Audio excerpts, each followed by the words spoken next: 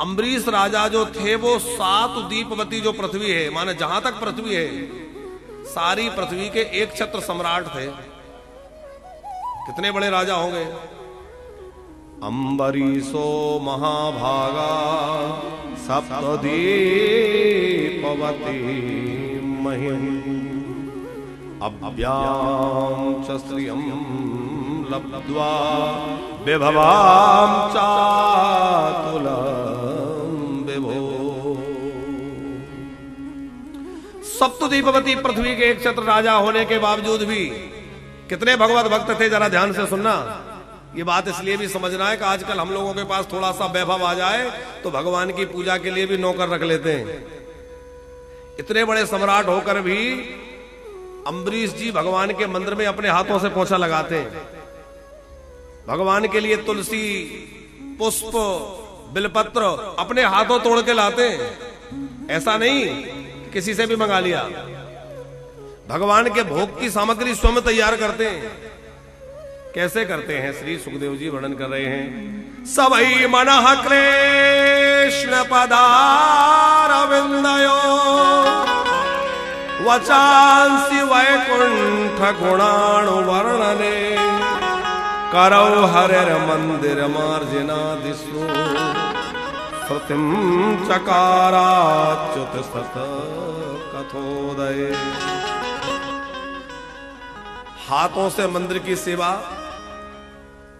कानों से भगवान की कथा सुनना, आंखों से भगवान का दर्शन, संतों का दर्शन करना, रसना माने जिह्वा से स्वाद लेने की इच्छा हो तो क्या स्वाद लेते हैं, बोले भोग पदार्थों का नहीं, भगवान को चढ़ी हुई तुलसी, भगवान को चढ़ा हुआ प्रसाद, उसी का स्वाद लेते हैं। सुगंध लेना हो तो भगवान पे चढ़े हुए जो सुंदर सुंदर पुष्प हैं उनकी सुगंध लेते हैं। मुकुंद लिंगालय दर्शनेद्रसौ तदभृत्यगात स्पर्श संग संगम घ्राणम च तदपाद सरोज सौभगे श्रीमत् तुलस्यारसनाम तदर्पिते। बड़ी अद्भुत सेवा है अम्बरीश जी की। और बाबूजी भगवान का भोग बनाने के लिए आटा चाहिए हो तो चक्की भी खुद पीसते हैं। पता नहीं कोई कैसे करेगा, शुद्धता रखेगा कि नहीं। अब भगवान सोचते हैं कि ये दिन रात मेरी सेवा में लगा रहेगा तो इसके राज की रक्षा कौन करेगा, राज्य की व्यवस्था कैसे चलेगी। एक दिन ये चक्की पीस रहे थे तो पीछे से भगवान आए और अपना पीतांबर लेके ऐसे इनकी हवा करने लग गए। बड़ी शीतल सुगंधित वायु जब आई, अम्बरीश जी ने पलट के देखा तो पीछे भगवान खड़े, चरणों में गिर गए, प्रभु ये क्या है, आप मेरी हवा कर रहे हैं। भगवान बोले भैया तुम्हारे जैसे भक्तों के तो मुझे पीछे पीछे चलना पड़ता है। अरे तुम दिन रात मेरी सेवा में लगे रहते हो, तुम्हारे राजपाट का क्या होगा। अपना सुदर्शन चक्र भगवान ने राजा अम्बरीश की सुरक्षा में नियुक्त कर दिया। तुम्हारे राज्य की सुरक्षा इनके हाथों रहेगी, मेरे सुदर्शन चक्र तुम्हारी रक्षा करेंगे। भगवान चले गए। अब वहां एक ऐसी सुंदर कथा है कि एक दिन की बात है, अम्बरीश जी ने एकादशी व्रत किया और जैसे आज द्वादशी है ऐसे द्वादशी तिथि थी। अम्बरीश जी व्रत को खोलने वाले थे, व्रत का पारायण करने वाले थे। उसी समय दुर्वासा नाम के ऋषि आ गए। दुर्वासा ऋषि बड़े तपस्वी हैं और बड़े क्रोधी हैं।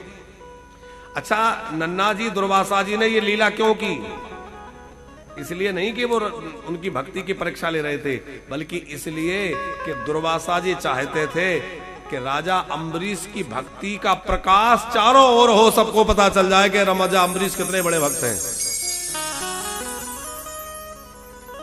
जैसे ही अम्बरीश जी ने देखा महात्मा पधारे हैं तो सोचा कि अब भोजन बाद में करेंगे, पहले महात्मा का सत्कार करें। अम्बरीश जी ने दुर्वासा जी का खूब सत्कार किया और कहा कि भोजन करिए। दुर्वासा जी बोले हाँ भोजन का समय तो है ही, इच्छा तो है, तो तैयारी की जाए। तो अम्बरीश जी भोजन की तैयारी में लग गए और दुर्वासा जी कहने लगे कि मैं स्नान करके थोड़ा मध्याह्न का संध्योपासना करके फिर आता हूं। और भजन करने नदी पे गए तो बस बार बार डुबकी लगाना और फिर वहीं सूर्य अर्घ देना और फिर वो संध्या में भजन में लगे रहना। घंटों नहीं लौट के आए, वो तो जानबूझ के नाटक ही तो कर रहे थे।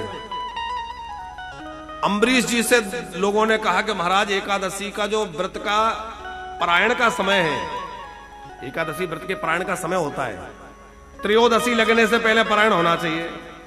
महाराज द्वादशी निकली जा रही है, त्रयोदशी लग जाएगी, आपका व्रत खराब हो जाएगा, तो आप पारायण कर लीजिए। बोले बिना ब्राह्मण को जमाए कैसे झेलूं? बिना ब्राह्मण को जमाए नहीं खा सकते। ध्यान रखना, कभी भी संत को, ब्राह्मण को, अतिथि को निमंत्रण दे दिया तो जब तक वो अतिथि ब्राह्मण संत भोजन ना कर ले तब तक घर का मालिक भोजन ना करे। भोजन ना करना बड़ा दोष लगता है। अम्बरीश जी ने विचार किया कि अतिथि को बिना जमाए कैसे खा ले।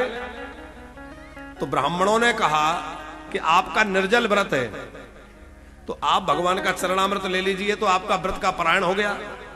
भोजन आप, अम्बरीश जी से कहा भोजन आप उनको भोजन करा के बाद में करना। तो निर्जल व्रत था, इसलिए उन्होंने ब्राह्मणों की आज्ञा से भगवान का चरणामृत लिया और चरणामृत पान करके व्रत का पारायण कर लिया। अम्बरीश जी पारायण कर चुके। ये बात जब दुर्वासा जी को पता चली तो वो तो क्रोध में भर गए। मुझे बगैर खिलाए एकादशी का पारायण कर लिया, व्रत खोल लिया, और नाराज हो गए, आग बबूला हो गए। और नाराज होकर उन्होंने एक कृत्या, एक शक्ति छोड़ी जो अम्बरीश जी की ओर दौड़ी।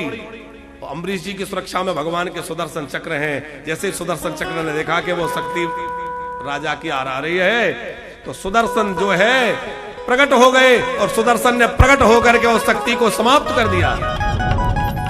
शक्ति जल करके भस्म हो गई। कि तस्मादाधरिश्चक्रम प्रत्वनीय भयावहम् एकांत भक्ति भावेन प्रीतो भक्त्या विरक्षणम् एवं ब्रुवाण उत्कृत्य जटाम्रोस विदीप्ता तया सारनरममे तस्मै कृपयां कालान् लोकयाम्। अब वो कृत्या तो जल गई, लेकिन सुदर्शन शांत नहीं हुए। सुदर्शन जो है अम्बरीश, वो सुदर्शन जो है दुर्वासा जी के पीछे लगे। अब आगे आगे दुर्वासा भागे, पीछे पीछे सुदर्शन चक्र भागे। भागते जाएं, भागते जाएं। ब्रह्मा जी के पास गए, लेकिन ब्रह्मा जी ने कहा भैया मैं कुछ नहीं कर सकता। भोले बाबा के पास हम गए, दुर्वासा जी बचाओ, इस चक्र से रक्षा करो। मेरे बस का नहीं है, भगवान के पास जाओ। भगवान विष्णु के पास गए। भगवान विष्णु बोले कि देखो मैं भी इसमें कुछ नहीं कर सकता। दुर्वासा जी बोले चक्र तो आपका ही है, आप क्यों नहीं कर सकते? आप स्वतंत्र हैं। दुर्वासा जी के बात पर भगवान बोले कि मैं स्वतंत्र नहीं हूं। देखो मुझे लोग समझते हैं कि मैं परमात्मा हूं, स्वतंत्र हूं, पर भगवान क्या कह रहे हैं? अहम भक्त पराधीनो ये स्वतंत्र ध्वज साधुभिर्ग्रस्त हृदयो भक्तैर्भक्तजन। मैं सर्वथा अपने भक्तों के अधीन हूं, स्वतंत्र नहीं हूं। भगवान कहते हैं मैं भक्तन को दास, भगत मेरे मुकुट मणि। तो कैसे बचे? बोले बचने का एक ही उपाय है कि जिन राजा अम्बरीश का तुमने अपराध किया है उन्हीं के पास जाओ। अब भागते भाई दुर्वासा जी कहां आए? अम्बरीश जी के पास। और अम्बरीश जी से कहा जल्दी इस चक्र को शांत करो। अम्बरीश जी ने सुदर्शन चक्र से प्रार्थना की आप शांत हो जाओ। सुदर्शन चक्र शांत हो गए। अब दुर्वासा जी ने थोड़ी धैर्य की सांस ली। अच्छा नन्ना, एक विचार करने की बात है, क्या दुर्वासा ऋषि सुदर्शन चक्र से ज्यादा तेज भाग सकते थे? नहीं भाग सकते थे। फिर भी सुदर्शन पीछे तो लगा रहा पर मारा नहीं। इसी प्रकार इंद्रपुत्र जयंत क्या राम जी के बाण से ज्यादा तेज भाग सकता था? लेकिन पीछे तो बाण लगा हुआ दिख रहा है पर मारा नहीं, क्योंकि भगवान भय तो दिखलाते हैं पर भगवान मारते नहीं है। भगवान कहते हैं बस तू भय के कारण मेरे शरण में आ जा। भगवान चाहते जीव मेरी शरण में आ जाए, उद्देश्य शरण में लाना है।